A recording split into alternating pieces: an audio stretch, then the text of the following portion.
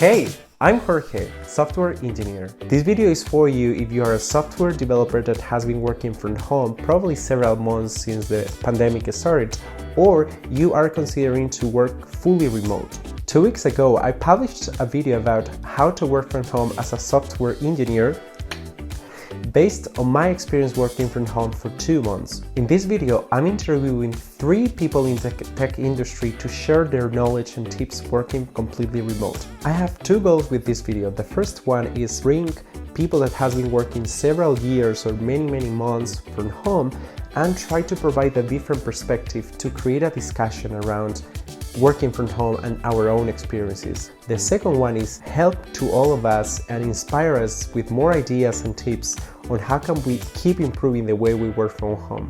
So let's start with the introductions. Hey everyone, I'm Juan Pablo. I'm an engineering executive that lives in New York and has been building distributed teams for about a decade. So my name is Ben Alegbedu.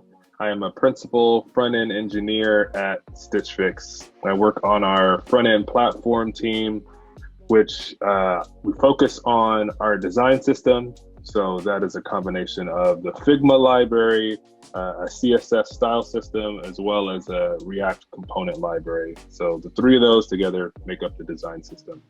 And I work with other teams to help level up their front end. I'm Jeff Blankenberg. I'm an Alexa evangelist at Amazon, and that means I spend most of my time learning and then teaching about Alexa development. So that's all the technology that goes behind it, also things like voice design. How do I make sure that a computer can understand what a human's going to say? I also spent 9 years as an evangelist at Microsoft, and I did a lot of things there, covering Xbox, Visual Studio, C#, Windows Phone, Windows 8, all sorts of things at the time. But all in all that time, I've been working from home, and I do it in a place like this. Self-discipline is a really important thing to work from home, or at least that's what I found. However, it's really hard to get it. In this next section, we will ask the experts, how do they actually organize their routine? One of the things that I find is effective for not procrastinating is to have a dedicated workspace. I have an Xbox in the house that I really love to go play. I have kids. I have a basketball hoop. I have lots of other things that I would love to do. But I find that by building a private space here in my house that's just for work, I can go there and do my work, and when I leave, I can go do the things that I love to do. And I try not to let them interfere with each other. I start with email. First, I get my inbox out of the way, and then I usually have big blocks of meetings or of work. And then I end the day with email as well. And then on Mondays, I start organizing my week. And on Fridays, I just do a summary of what I did. So I have some context for the next week. Email-driven organization, which I love. Yes, email-driven organization. That's my job. Email and meetings. It was a little bit different before this worldwide pandemic, but before I have kids, they go to school, preschool and kindergarten. So I would always drop them off in the morning. So that means I have to wake up early enough to eat breakfast, and they eat breakfast and then take them to school. So that kicked off my day. When I got back home, then it was time to work. I found that not being collocated into the same workspace is really challenging to collaborate and to know better your peers. Let's see how to collaborate effectively with remote folks. Written communication is very important and very useful.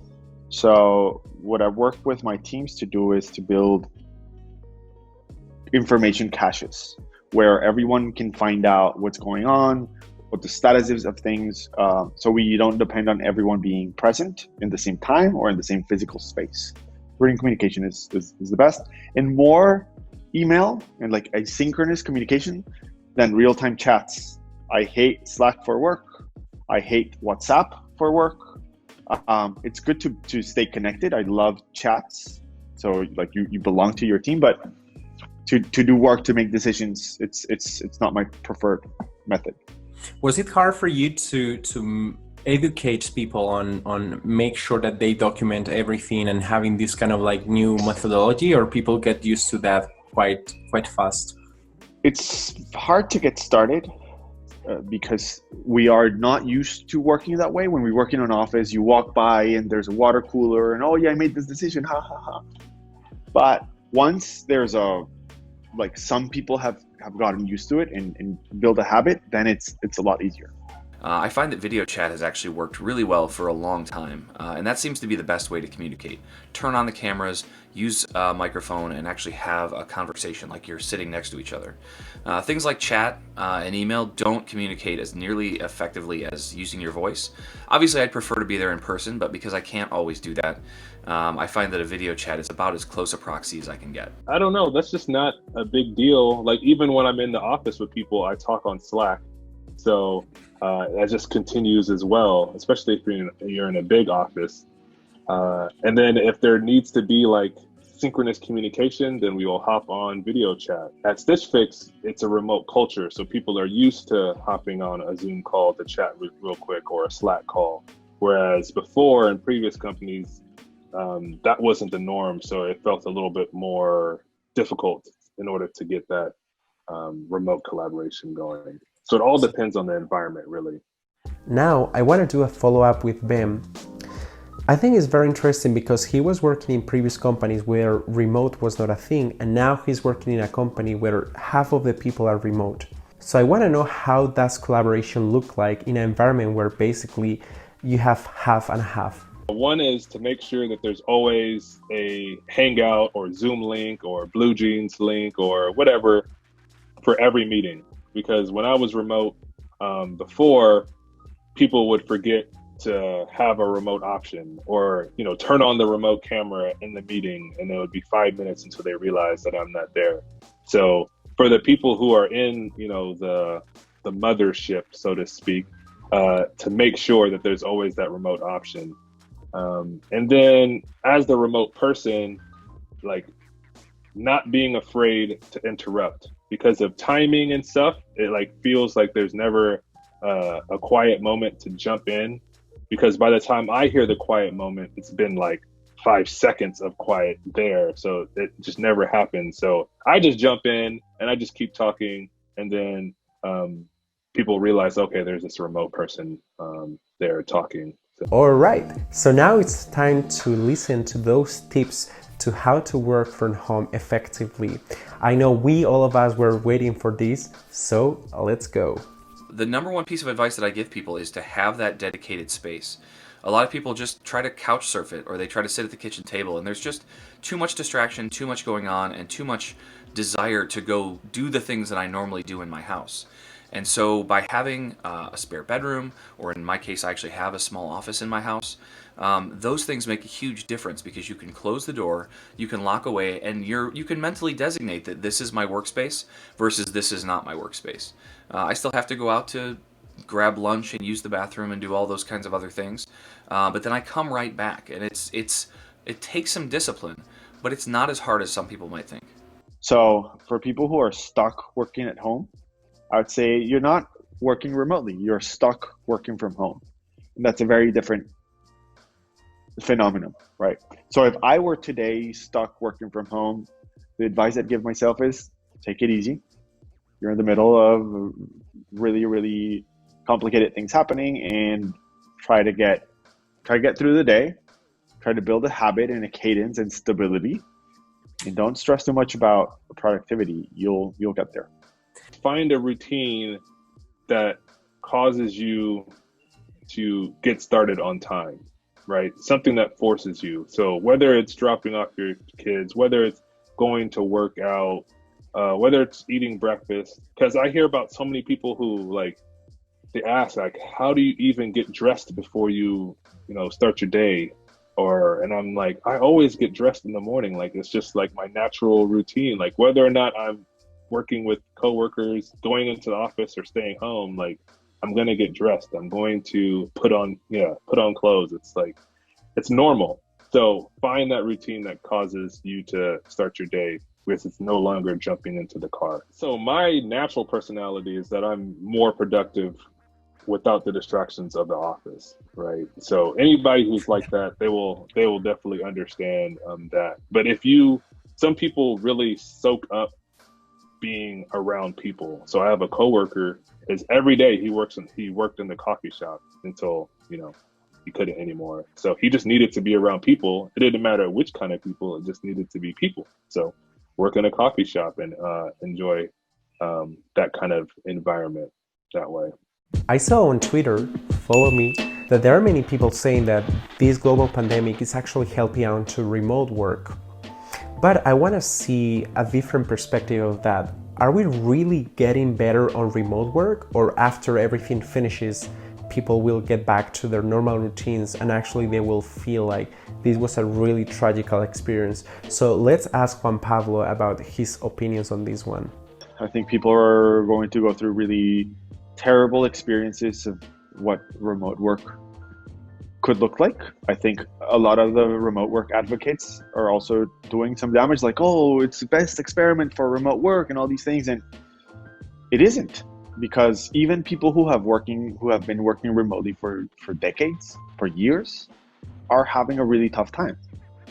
And so it's not the best example. And I think it will harm more, because if in a year I want to actually build a remote team, and the only memory I have of is being stuck in my home, not having food, not having the world, being super stressed, it's going to give me like PTSD. So I don't want to work remotely. I think it's going to do more harm than good, unless we are very open about it and we are deliberate about talking that this is not what remote work looks like or feels like. At the beginning, I thought that working from home was gonna be super easy, like, okay, I'll just go home and work, but actually it's the opposite. It's very hard to properly have a routine and work from home effectively.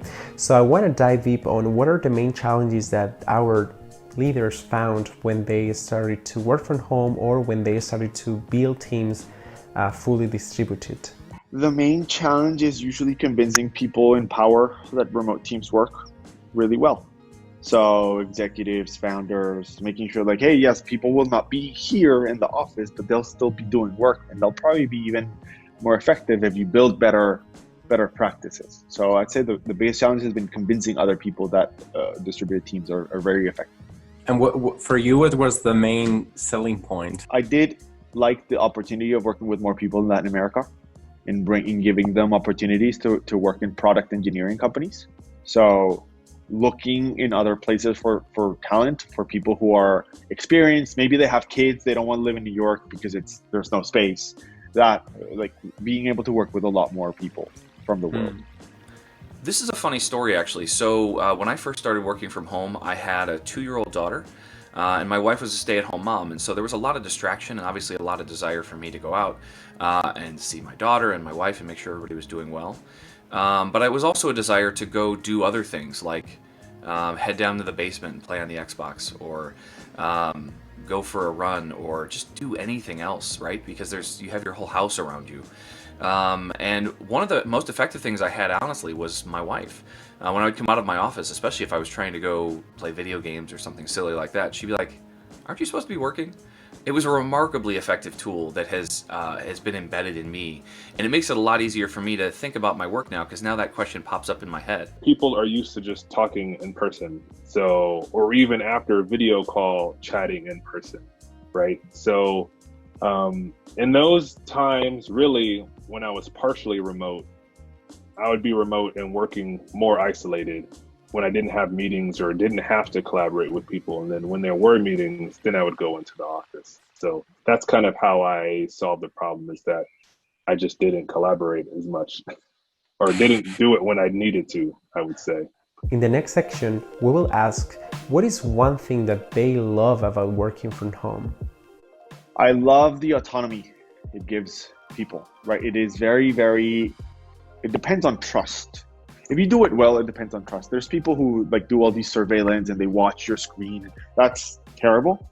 But when it's properly implemented, it gives you a lot of autonomy to use your time however you see fit. So maybe I can make my own lunch and make me work a little bit later.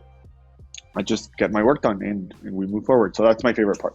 One thing I love about working remotely is that I get to make my own hours. There's some mornings that I get to work at like 5:30 in the morning and I'm done by 2 o'clock. There's other days where I sleep in a little bit. Maybe I take a break over lunch, and I catch up with some things later in the evening. Most of my team is actually on the West Coast, and so there's a lot of times where I have to time shift a little bit to accommodate a meeting that may be showing up at 6 or 7 p.m. my time. Now, they're really, really good about trying to make sure that doesn't happen, but those are things that sometimes there's an important meeting and it's at that time, and I'll make the best of it. But in general, being able to shift my time to accommodate my family and my life is an awesome priority for me. So I had two main reasons which are kind of interrelated. One is that I live over an hour away from the office. So that's an hour commute in the office on a mostly dirty train, and then an hour and a half on the way back from the office. So that's 2.5 hours that I'm just on the train, right? Which is not the greatest. And the reason is because that means I'm an hour and a half away from my family if anything were to happen, right? And there was even a time where my wife was pregnant and I was in the office and I had to, hop on the train and run back. So it's nice to be home and be close to family at any time. And, at lunch, I get to have lunch with them. I can actually have dinner with them. And they even bother me during the day and such. And sometimes it's annoying, but it's still, it's still fun to be able to say hello. Those answers were really great, but I always like to see the opposite side of the coin. So we saw what is good about working from home, but what is not so good? Like, what are the things that they don't really like about working from home? Let's see. I like people. I like being around my team, and not seeing folks so often is not my favorite. That I'm a people person, I'm an extrovert, and I find that one of the most effective ways to work with people is to trust them. And I found that one of the most important ways to build trust with people is to be around them, to have shared experiences, to go on those team offsites, to be able to meet and know each other. When you know someone, you trust them. And working remotely makes that very hard to do. And that's why I lean on things like video chat. We'll just get together and talk for half an hour about anything. It doesn't have to be a specific meeting about a specific project. It's just talking. And that seems to make a big difference in the relationships that I have with my team. The funny thing is, it's probably the family time, especially now that they're home all the time. So, there are times where I'm in a meeting and they'll knock on the door. And my oldest daughter, she's 6. She understands if that I don't answer, then that means I'm busy. But my middle daughter, she's 3. So she'll just keep knocking and knocking and knocking and knocking and knocking and knocking and knocking, right? So then I have to get up and actually tell her I'm busy. So that kind of distraction is difficult, especially now, not being able to leave the house much. That's also a challenge. We do take walks around to get fresh air, but I'm just at home all the time now. In the next topic, I want to talk about loneliness and how to deal with that. Let me know in the comments, do you feel lonely while you are working from home, or is kind of the opposite? Like you feel very great and very connected to your peers. I think, there is always this tendency that working from home may feel like isolated. I personally believe that it could be the opposite. If you over communicate with your peers, but let's see what our leaders have to say. I don't mind loneliness. I like being with myself, so I don't feel alone when I am with myself. I don't know that I necessarily have loneliness. I spend a lot of time joking with my friends at work over chat and things like that, but also, like I said, I lean heavily on video. So I don't know that I necessarily have that loneliness, but if I feel lonely, I reach out and I talk to people and I ask them what's going on. And that seems to have a really good impact on our relationship. Even though I have my family around, I will go, even when I'm dropping my kids off, I talk to their teachers. So I do get to talk to adults, but yes, not having my peers around is different. But I don't know, it's like, especially at Stitch Fix, like half the engineering organization is remote. So we've just built up that kind of culture where, in stand-ups, we'll have longer stand-ups because we're just chit-chatting about stuff, or I'm probably in 3 meetings a day, so I get to talk to my coworkers throughout the day. So I don't know, I just don't feel it as much. It seems okay, like it makes sense. In this last part, I always like to basically ask a very open question about, is there anything else that I didn't ask you in the interview that you want to add to that? And I think we will be surprised a little bit by their answers. So let's go. I'll start by saying it's very difficult to build an effective distributed team. So you're not alone by trying to do this and having a hard time. The second thing I'll say is, Cadence helps. So building, look, we plan on Mondays, we have a retro on Fridays. We sync every day at noon over Slack or in a meeting. Build a little cadence. A lot of the advice I usually give distributed teams is try to move as much to asynchronous communication. But in this situation where everyone is thrown into the deep end of the pool, I'm going to give you the opposite. Don't rush to asynchronous communication because you're going to feel like very, very far apart from each other. So just take the meetings that you had in person, move them online, and then start thinking about, okay, we have a stand-up. Why do we have a stand-up? So we can be aligned and in sync and unblocked. What are other tools we can use to stay aligned and in sync and unblocked? Let's try an email, a daily email, and you'll try it, and some people will read it, some people won't. Then you try something else, and something will catch. So maybe chat works for you, maybe a video recording works for other one. Just try it. Process is about iterating and seeing what works for you. Don't obsess over what works for other people. Some of the things that you'll find about yourself that you didn't realize.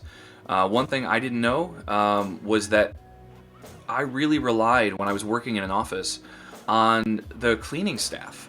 You would just have trash in your bins, recycling, you'd have packages arrive and you'd have boxes, and that stuff just disappeared every day. And one of the things that I find that is more challenging than I expected it to be is the accumulation of stuff. Just because I work from home, I have packages and mail and paperwork that oftentimes show up here at my house, and I don't always know what to do with them. And so I end up looking in a corner of my office, and all of a sudden I've got 7 boxes that are empty, but that I don't have a place for. And it's taken a lot of diligence to really be conscious about the fact that, like, I need to be regular about trash removal, and I need to make sure that I'm taking care of this stuff, because those are things that you don't even think about necessarily when you work in an office. It's really not about you, it's about the company. So whether or not it will be successful. So if the company is primarily remote or remote friendly, then it will go well because there's a general understanding of how it works. But if you have to be the one who has to train everybody on what it means to work remote and what have you, it's going to be much more difficult. I've seen it go really poorly, and I've seen it go really well as a result, and that was kind of the main difference. Alright, so this is the end of the video. Thanks so much for watching. I want to start a conversation in the comments. Are you really considering to go full remote after this global pandemic ends? After several months working from home, how do you feel about that? Like, are you feeling great? Are you feeling horrible about that? What were the main challenges? Just let me know in the comments and let's create a discussion and conversation around that. That's all. See you very soon with more videos. In the meantime, you can subscribe to the channel, and also you can watch more videos right there. Click.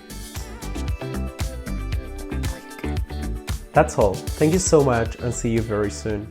Bye.